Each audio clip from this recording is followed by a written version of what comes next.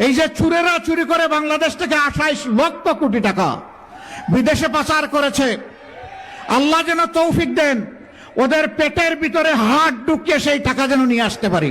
বাংলাদেশের বার্ষিক বাজেটের 4 গুণ টাকা বিদেশে পাচার করা হয়েছে দাবি করে জামায়াত আমির ডাক্তার শফিকুর রহমান বলেছেন, অনেক টাকা আছে আমাদের, চোরেরা চুরি করে বাংলাদেশ থেকে 28 লক্ষ কোটি টাকা বিদেশে পাচার করেছে।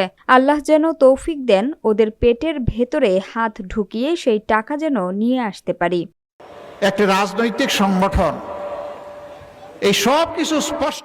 মঙ্গলবার দুপুরে ময়মনসিংহ সার্কিট হাউস মাঠে নির্বাচনী জনসভায় প্রধান অতিথির বক্তব্যে জামায়াত আমির এসব কথা বলেন। তিনি আরো বলেন, এটা বাংলাদেশের বার্ষিক বাজেটের 4 গুণ। দেশের টাকা বিদেশে নিয়ে রাজার আদলে বসবাস করবে, আমরা তাদের ঘুম হারাম করে দেব। তাদের দেশে ফিরিয়ে এনে শাস্তি নিশ্চিত করা হবে। দেশে মুরগি, গরু চুরির জন্য মানুষকে পিটিয়ে মারা হয়, কিন্তু বড় চোরদের কিছু করা হয় না।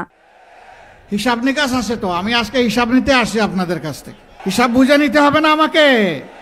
তো কাছে আসেন, দূরে থাকলে হিসাব বুঝবো কেমনে?